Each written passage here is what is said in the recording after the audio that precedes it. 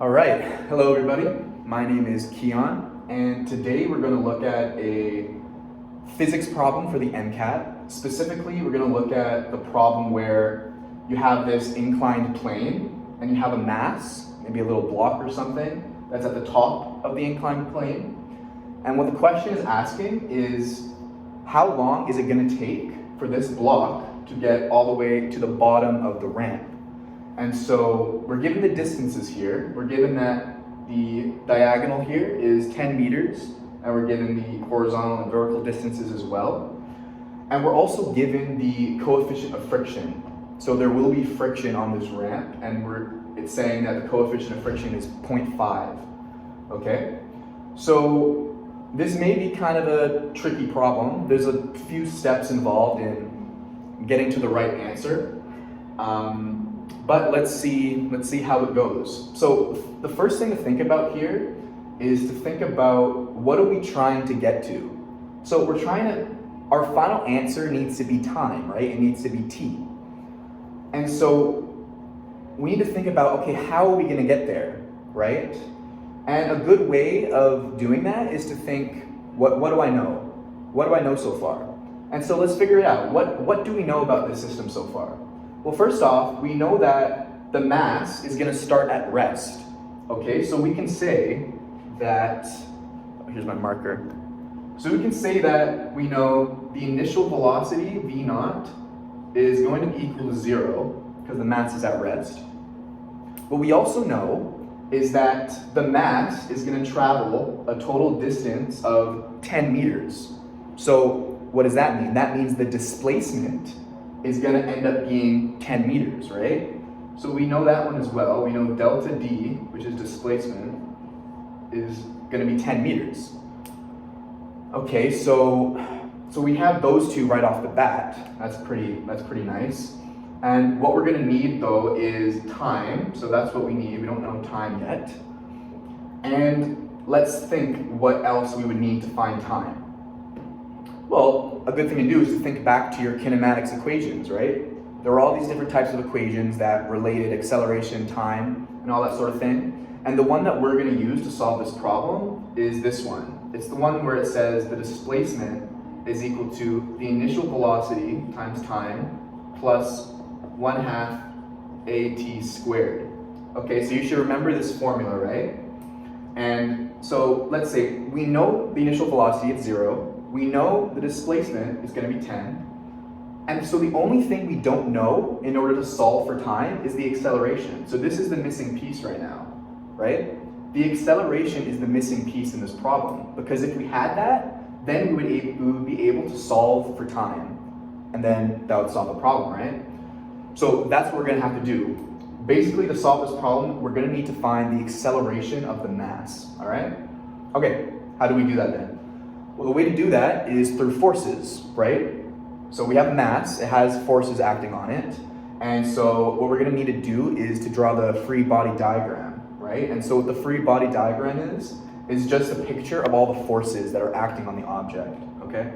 So let's think, what's the most obvious force on this mass? Well, it's gonna be gravity, right? The force of gravity. And gravity is always acting straight down, so we're gonna draw the gravity straight down like that, okay? And what is the force of gravity, the formula for it? Well, you know it's mg, mass times acceleration due to gravity. So we're gonna have mg here, okay? And so what we also know is that this isn't a smooth ramp, it's gonna have some friction, okay? So there's gonna be a force of friction on the mass. And since the mass is gonna fall in this direction, friction, the force of friction, is always going to be opposite of the direction of motion, right? So, since we know that, we can draw a little picture of the friction force. We can draw it just going up the ramp, right? Because it's in the opposite direction of motion. So we can just call that FF for force of friction. Okay, so it's going to be that there. So what else is there going to be? Well, this mass is sitting on a surface, and so it's going to have a normal force as well, right? Any object that's sitting on a surface, the surface itself is going to be pushing back up on the mass, right? So what else we can do? We can also draw, we can say N. So that's going to be the normal force. And remember, the normal force is always perpendicular to the ramp, okay? Okay, so that is actually it. Those are the three main forces. Let me just see how much time I have left. Okay, that's good.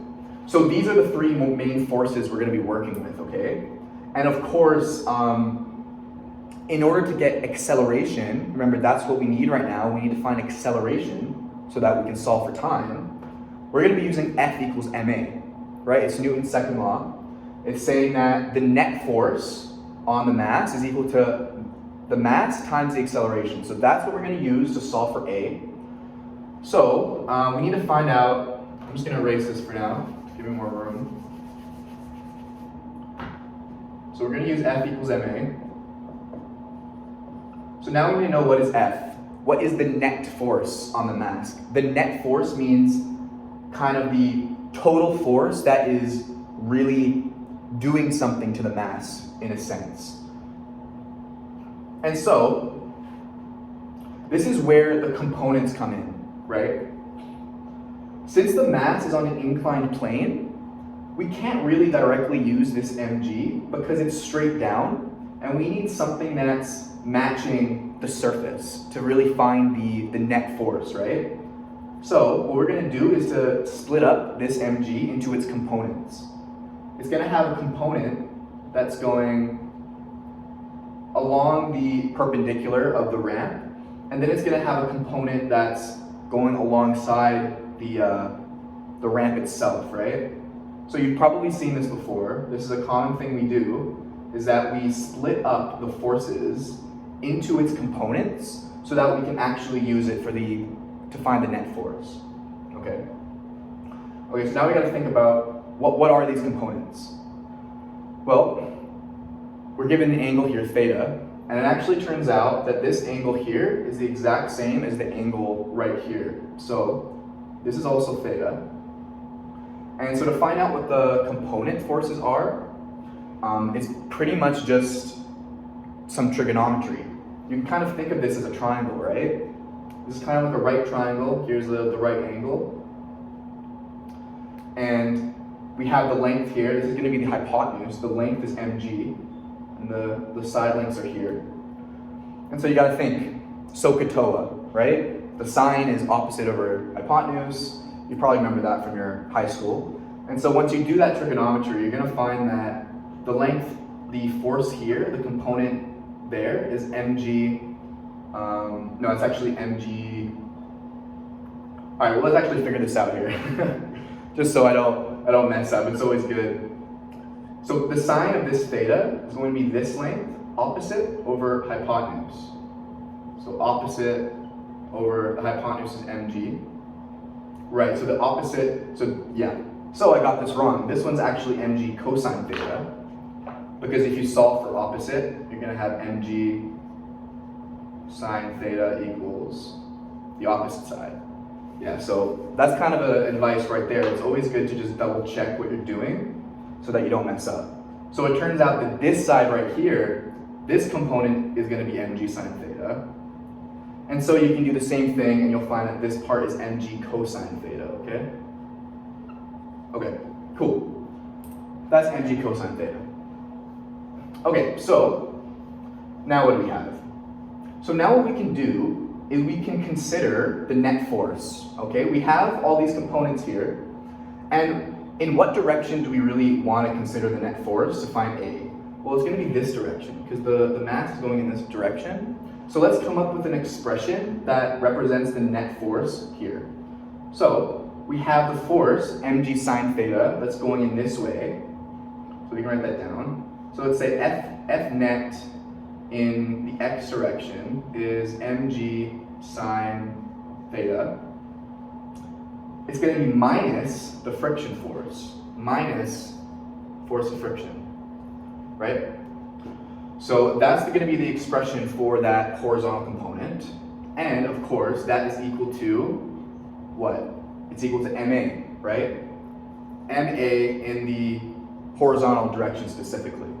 Because remember, when you're considering net force, it depends on what direction of the net force you're talking about, right? So in this case, this formula right here, this came from looking at the net force specifically in the horizontal direction, or kind of like the diagonal direction, okay? So we need to find AX, right? We need to find the acceleration. And we know M, we know G, we know sine theta. We don't know the friction force yet. Okay, so this is the time to find out what the friction is. So if you remember, the force of friction, the formula for it, is mu, the coefficient of friction, times the normal force, okay? So that's just a formula that you should remember. And so, we know what mu k is, it's 0.5, and what is the normal force? That's what we need to know. Well, this is how we find an expression for the normal force. Now, if you consider the net force in this direction, this kind of vertical direction, what is the net force? Well, the net force is going to be 0, right? Why is the net force 0 in this direction? Well, the mass isn't accelerating up or down, it's staying put, and it's only moving horizontally. So what does that mean? If we look at the forces in this direction, we have normal force going up, and we have mg cosine theta going down. That means they must have to equal each other. So we can say that normal force is equal to mg cosine theta, right? Because the mass doesn't have any acceleration up and down, so the net force, the forces cancel each other out, so they have to equal. All right, cool. So we have n, the normal force is mg cosine theta, and so we can plug that in here, so we have the friction force, and finally, we can plug it in here, right? So I'm sure you can see that this is kind of an involved problem, but the more you practice this stuff, you'll get it, so don't worry about that. So now let's write this here. So we have mg sine theta friction force. Remember, we just found the friction force, and we found that it's going to be mu k mg cosine theta, okay? And that is all equal to ma in the x direction, acceleration in that horizontal direction. All right, so finally, what can we do? We can solve for ax. So how do we solve for ax? Divide by mass on both sides. Divide by mass. And the masses cancel out. We have a mass here, mass here, mass here. These cancel. So we get g sine theta minus the coefficient of friction times g cosine theta equals the acceleration. Awesome. Okay. So let's see what we can do here. So we can factor out a g. Let's do that. Let's kind of simplify a bit here. Factor out a g. Remember, g is just 9.8. And we have sine theta. Okay, what is sine theta? We can actually find the value of sine theta because we have the side lengths, right? This is theta, and we have that this is 8 meters, this is 6 meters, that's 10 meters. So we actually know what sine theta is because we know sine theta is opposite over hypotenuse. So actually sine theta is just 8 over 10, okay? And by the way, if you guys have any questions on what I'm doing, just always make sure to interrupt and let me know. Okay, so we actually know sine theta is 8 over 10, so we can just plug it in here. Okay, minus, we know mu k is 0.5. And similarly, for cosine theta, we can do the same thing. We have theta here, this is a right triangle. We know the side lengths. Cosine is always adjacent over hypotenuse. So cosine is going to be the adjacent side 6 over 10. So 0.5 times 6 over 10 equals AX. Okay, so we can just simplify a bit here. So this is 8 over 10 minus 1/2 is 1 over 2, so we can just go 6 over 20. Okay, and this 8 over 10, we gotta combine these fractions, so we gotta make sure they're the same denominator, so let's just make this 16 over 20. Alright, So that's going to be 10 over 20. 10 over 20 is 1/2. So this is going to be g over 2. Look at that. Look at that, guys. So that's what it comes out to be. The acceleration in this direction is actually just g over 2, where g is the acceleration due to gravity, which is about 9.8. All right, so that was a lot of work, right? That was a lot of work, but we aren't done yet.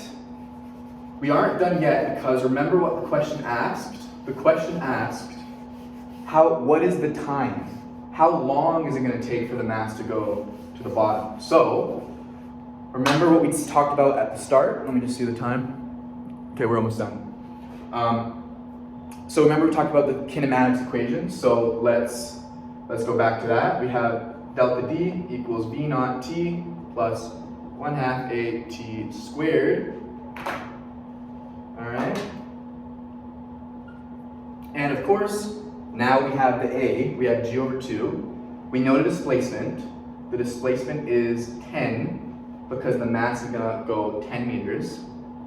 What was the initial velocity? It was 0, right? So that's gonna go away. And we have 1/2 AT squared. Okay, guess what? Now we know what A is. It's g over 2, right? So we have 10 equals 1/2 g over 2 t squared. All right, it's getting close, right? Now we just solve for t. If we solve for t, there we go, we're done the question. So you can just solve, that's gonna be 440 equals gt squared. 40 over g equals t squared. And finally, take the square root. We have t equals the square root of 40 over g. Man, and that's the answer, okay? So the total time it takes for the block to get to the bottom of the ramp is square root of 40 over g. Okay, so yeah, that was a long problem, but just, you gotta remember the key points here is to think about what you need to get, and then think about the steps you're gonna take to get there, okay? So it's, a lot of this is about thinking, what do I know and what do I need to know, okay? So that's the problem. Thanks for watching. I'm sorry this video went a bit over, but I hope it was good. Thank you.